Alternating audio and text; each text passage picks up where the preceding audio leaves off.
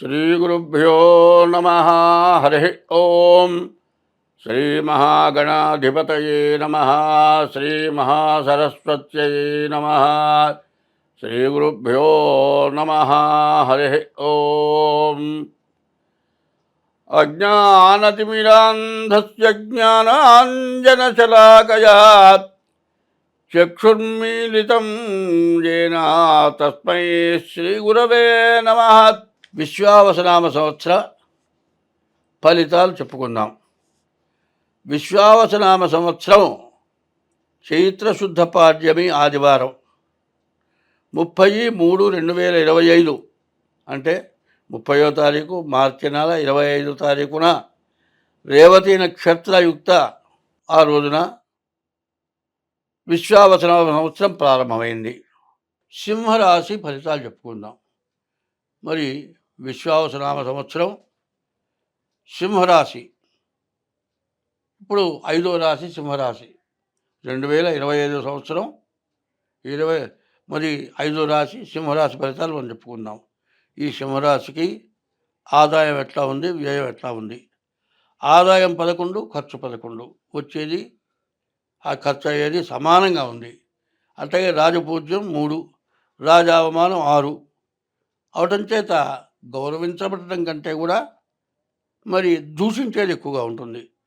కారణం ఏంటంటే నీవు అన్యాయమైన పనులు చేస్తే మాత్రం దూషింపబడటమే జరుగుతుంది. కాబట్టి అది లేకుండా ఉండాలంటే, దూషించబడకుండా ఉండాలి అంటే మీరు జాగ్రత్తగా ఉండాలి. తర్వాత ఈ సింహరాశికి అష్టమంలో శని ఉన్నాడు. ఈ అష్టమ గ్రహం వల్ల చాలా కష్టాలు వస్తాయి. అష్టమ శని ప్రాణకంటకుడు.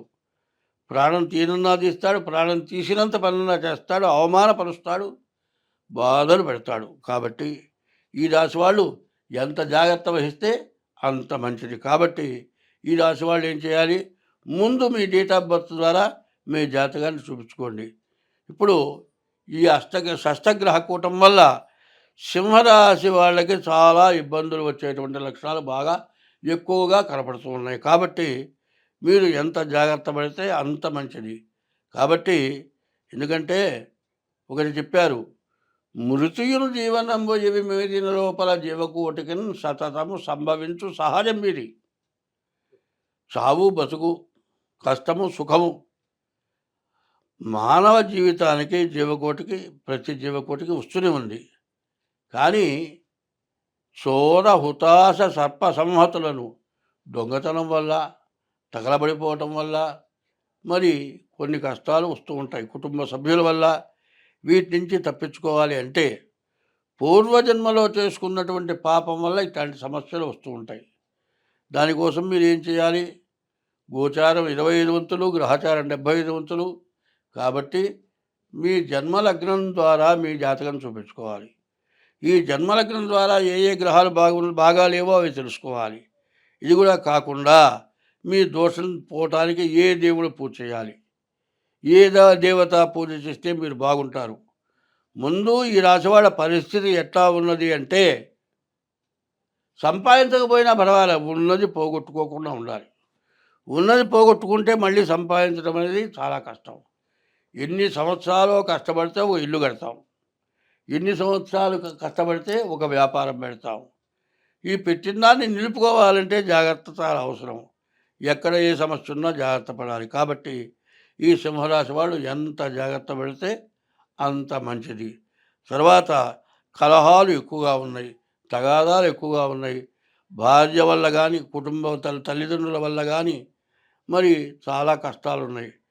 భార్యని వెనకేసుకొచ్చి తల్లిదండ్రులను అవమానించి, తల్లిదండ్రులకు అన్నం పెట్టగా వృద్ధాశ్రమానికి వెళ్ళగొట్టి, లేకపోతే ఎక్కడో తీసుకెళ్ళి వదిలేసి, ఇట్లా చేసినందువల్ల భార్యాభర్త మాత్రం సుఖపడరు. ఎందుకంటే అత్త మామ కోడల్ని వేధించుస్తూ ఉండవచ్చు, కానీ వాళ్ళకి మంచిగా చెప్పుకోవాలి. వాళ్ళకి తగినటువంటి జీవనాధారం చూడాలి. అట్లా కుదరినప్పుడు వేరే పెట్టినా వాళ్ళు తింటున్నారా లేదా, వాళ్ళకి తగినంత ఆదాయం వస్తుందా లేదా, ఇస్తున్నామా, కొడుకైన వాడు బాధ్యత వహించాలి. అత్త కోడలకు కానీ, అత్త మామకు కానీ సరిపడినప్పుడు తప్పనిసరి అయితే వేరే పెట్టినా కూడా ఇటు భార్యకు కానీ అటు తల్లిదండ్రులకు కానీ ఇబ్బంది లేకుండా ఎవరు బాధపడకుండా మొట్టమొదటిగా చూడాల్సిన బాధ్యత కొడుకై పుట్టిన వాడికి ఉంది. ఎందుకంటే భార్య 20 సంవత్సరాలు 25 సంవత్సరాలు తల్లిదండ్రుల దగ్గర ఉంటుంది. కానీ వివాహం అయిన తర్వాత 75 సంవత్సరాలు భర్త దగ్గర ఉంటుంది. అటువంటి మనిషి చిన్న వయసులో ఏదైనా పొరపాటు చేసినా క్షమించడం, తర్వాత ఆమెను వెనకాల ఉండి తల్లిదండ్రులలాగా బాధ్యతగా చూడటం. భార్య ఎట్లాంటిదంటే కార్యేషు దాసి, పని చేసేప్పుడు దాసీదారులాగా చేస్తుందిట. కరణేషు మంత్రి, భర్తకి సలహా ఇచ్చేప్పుడు మంత్రిలాగా ఉంటుందిట. భోజ్యేషు మాత, అన్నం పెట్టేప్పుడు తల్లిలాగా ఉంటుందిట. శయనేషు రంభ, మరి పడుకునేటువంటి సమయంలో రంభలాగా ఉంటుందిట. షట్కర్మయుక్త కులధర్మపత్ని, ఇన్ని రకాల పద్ధతులు భార్యకు ఉంటాయి. ఆ బాధ్యతలన్నీ కూడా బాధ్యత వహించాల్సింది భార్య. భరించేవాడు భర్త, భాగం పంచుకునేది భార్య. కాబట్టి కొంతకాలమే ఉండిపోయేవాళ్ళు అత్తమామలు. వాళ్ళని జాగ్రత్తగా ఎట్లా ఉన్నా వాళ్ళని సమర్థించుకోవాల్సిన బాధ్యత 100కి 80 వంతులు కోడలికి ఉంది. కానీ ఆ కోడలి ఏదైనా పొరపాటు చేసినా అత్తమామలు క్షమించి ఆమెను ప్రేమగా చూడాలి. భర్త కూడా తల్లిదండ్రుల్ని, భార్యని జాగ్రత్తగా చూసుకోవాలి. ఈ సింహరాశికి అటువంటి సమస్యలు వచ్చి గందరగోళాలు అయ్యేటువంటి పరిస్థితులు బాగా ఎక్కువగా కనపడుతున్నాయి. కాబట్టి ఈ రాశివాళ్ళు జాగ్రత్త పడటం, జాతకం చూపించుకోవటం ఇది చాలా అవసరం. ఈ రాబోయే విశ్వావసనామ సంవత్సరం, కొత్త సంవత్సరంలో ప్రత్యేకమైనవి, ముఖ్యమైనవి, వినాల్సినవి, పాటించవలసినవి ఉన్నాయి. అవి చాలా కొద్దిలో ముఖ్యంగా చెబుతూ ఉన్నా. రాజకీయంలో సమస్యలు బాగా ఎక్కువగా ఉన్నాయి. రాజకీయ నాయకులు ఎవరు కూడా ఒక పద్ధతిలో నిలబడే లక్షణాలు లేవు.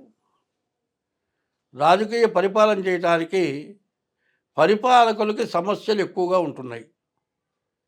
మిగతా మెంబర్స్ కానీ, మంత్రులు కానీ స్వార్థం కోసమని సమస్యలు తెచ్చిపెట్టే లక్షణాలు ఉన్నాయి. సరే, పరిపాలకులకి ఈ ఇబ్బంది ఉంటే, పరిపాలకులకు కొద్దిగా ఇబ్బంది ఉంటే, ప్రతిపక్షాలు మాత్రం దీన్ని బాగా గొడవ చేసి ముందు ప్రతిపక్షాలు పాలకపక్షం కొట్టుకోవటం, పాలకపక్షాలు కొట్టుకుంటే దాన్ని ఎగదోసి ప్రతిపక్షాలు అల్లరి చేయటం. ఇది ఒక సమస్య.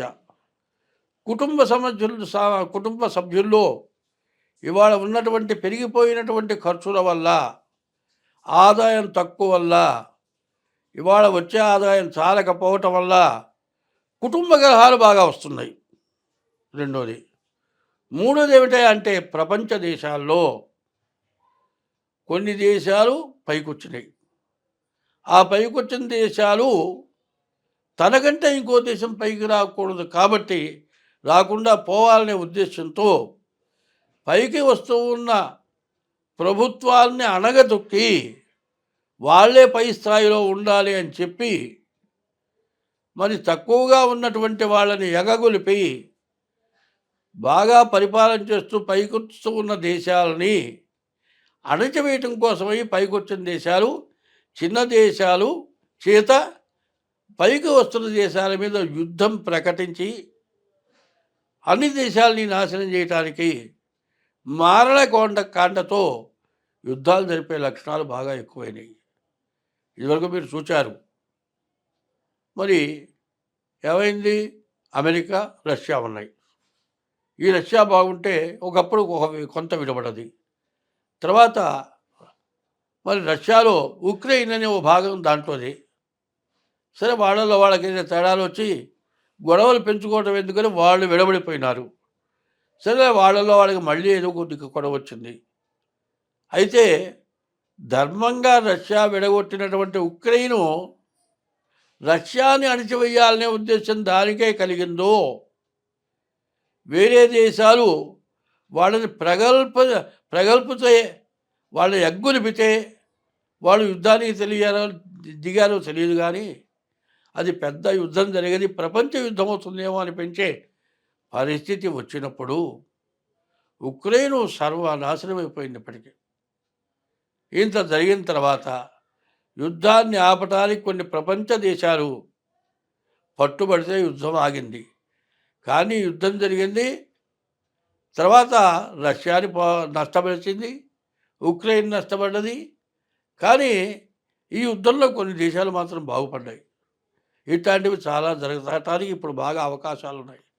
ఇది రాను రాను ఉన్న ప్రపంచ దేశాల్లో సగం దేశాలు ఒక భాగం, సగం దేశాలు ఒక భాగం గనుక అయినట్లయితే ప్రపంచ యుద్ధం తప్పేటట్లుగా లేదు.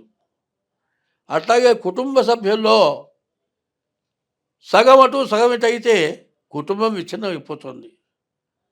మన భారతదేశంలో పరిపాలకుల్ని అణచివేయటానికి ప్రతిపక్షాలు ఇబ్బంది పెట్టడమే కాక, పాలక పక్షంలో ఉన్నటువంటి కొంతమంది మంత్రులు కానీ, నాయకులు కానీ వాళ్ళ స్వార్థానికి వాళ్ళకి తగినటువంటి ఆదాయం లేకపోవటం వల్ల పాలక పక్షంలో రెవల్యూషన్ వచ్చి పాలక పక్షాన్ని పడేయటానికి ప్రయత్నాలు జరిగి ఇట్లాంటివి రకరకాలైన నష్టాలు రావడానికి బాగా అవకాశం కనపడుతోంది. కాబట్టి ప్రకృతి విపత్తులు బాగా రావటానికి విపరీతమైన వర్షాలు, విపరీతమైన ఎండలు, నదులు పొంగటం, మునిగిపోవటం, మరి పంటలు నాశనమైపోవటం, తినటానికి తిండి లేక ఇబ్బంది పడటం, పండిన పంట చేతికి రాకపోవటం, కష్టపడేవాడికి అంతా కష్టం చేసి పెట్టుబడికి కూడా తగినటువంటి ఆదాయం సగం కూడా, పెట్టుబడులు సగం కూడా రాకుండా ఇబ్బంది పడటం, పరిపాలకులు సహాయం చేయలేకపోవటం, ఇట్లాంటి సమస్యల్లో ప్రపంచ దేశాలను కూడా కొట్టుమిట్టాడుతున్నాయి. మన దేశానికి కూడా అట్లాంటి ఇబ్బందులు వచ్చేటట్లుగా కనబడుతూ ఉన్నాయి. మన దేశం బాగా పైకి వస్తున్నది. ఇట్లాంటి టైంలో మన ఇబ్బందుల్ని ఇంకా అధికం చేసి ఇంకా కొంతమంది మనల్ని పడగొట్టడానికి సిద్ధంగా ఉన్నట్టుగా కనబడుతోంది. కాబట్టి పాలకపక్షం, ప్రతిపక్షం, ప్రజలు బాగా ఆలోచించుకొని అందరూ మంచిగా ఉంటే మనం అందరం బాగుంటాం, అందరూ సుఖంగా ఉంటాం. స్వస్తి.